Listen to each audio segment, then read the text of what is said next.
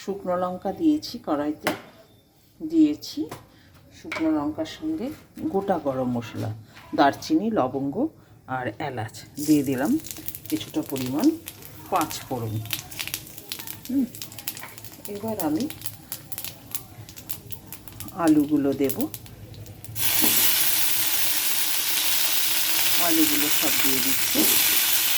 আলুটা দেওয়া হয়ে গেছে, দিয়ে দেবো এবার ছুলে রাখা কড়াইশুঁটিগুলো। আর এখানে দেখুন কুমড়ো কেটে রেখেছি। কুমড়ো তা ধরুন ওই 800 মতো হবে।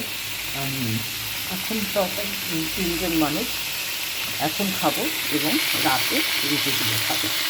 কড়াইশুঁটি দিয়ে দিলাম সামান্য লবণ, দিয়ে দেবো হলুদগুলো, হলুদ পুড়িয়ে রেখেছি, কাঁচা হলুদ খাই আমি। আর দিলাম কাঁচা লঙ্কা, দিয়ে দেবো দুটো কাঁচা লঙ্কা। কুমড়োর তরকারি তো, কুমড়োর তরকারি একটু মিষ্টি মিষ্টি হলে ভালো লাগে, বেশি ঝাল হলে ভালো লাগে না। আলুটাকে এখন আমি একটু ভালো করে ভেজে নেব। কুমড়ো দিলেই গলে যাবে, তা আলুটাকে কিছুক্ষণ ভেজে রেখে ভাজবো। দিলাম জিরের গুঁড়ো, দিলাম ধনের গুঁড়ো,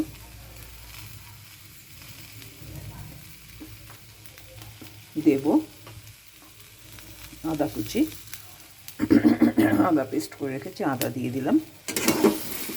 ভালো করে মশলাটা দিয়ে সাবলাবো, একটু হালকা জল দিয়ে দেবো যাতে মশলাটা ভালো কষে যায়, না পুড়ে যায়। কাঁচা হলুদে রান্না করি তাই রঙটা একটু হলদেটা সেই রকম হয় না, কিন্তু খাদ্যগুণ শরীরের জন্য ভালো, কারণ গুঁড়ো হলুদে প্রচুর কেমিক্যাল থাকে। আর কুমড়োর তরকারি যেহেতু একটু মিষ্টি দিতে হবে, মিষ্টিটা পরিমাণটা ভালো না হলে কুমড়োর তরকারি খেতে ভালো লাগে না। মশলাটা মোটামুটি কষালাম, ইচ্ছে করেই আমি কুমড়োটা দেখুন এখনও দেইনি, কারণ কুমড়ো দেওয়া মাত্রই গলে যাবে। আমি কুমড়োটা একটু পরে দিচ্ছি, কষিয়ে নিলাম।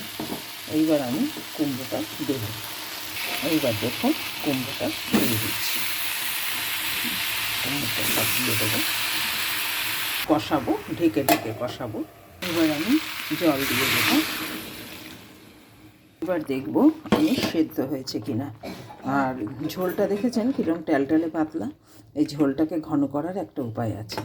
এই দেখুন আলু কুমড়ো এগুলো একটুখানি তুলে নেওয়া হচ্ছে, এগুলোকে তুলে নিয়েছি, এগুলোকে ভেঙে ঝোলে দেব, তাতে ঝোলটা ঘন হবে। দেখি আলু সেদ্ধ হয়েছে নাকি। এই দেখুন আলু সেদ্ধ হয়ে গেছে, কুমড়ো সেদ্ধ হয়ে গেছে।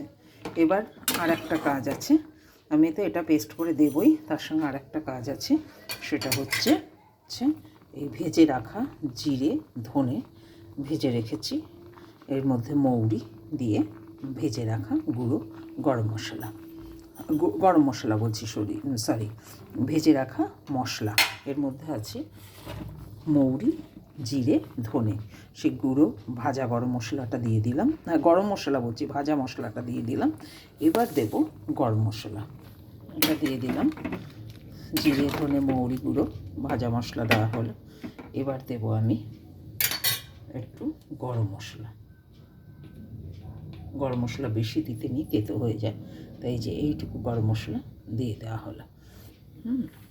টুকরো তুলেছিলাম সেটাকে পুরো পেস্ট করে নিয়েছি, এই পেস্টটা আমি এখন পুরো দিয়ে দেব তরকারির মধ্যে, যাতে আমার ঝোলটা ঘন হয়, যাতে ঝোলটা ঘন হয়ে যায়। এটা দিয়ে দিলেই ঝোলটা ঘন হয়ে যাবে। আন্দাজ মতো লবণ লাগলে আবার দিয়ে দেবেন। আর দিয়ে দিলাম এই ঘিটা, আর কিছু দিতে হবে না। এবার কিছুক্ষণ ঢেকে রেখে নামিয়ে নেব, ঘিটা দিয়ে দিলাম, ঘিটা গলে যাবে তরকারির সঙ্গে, একটা গটগটি আসবে, নামিয়ে দেব।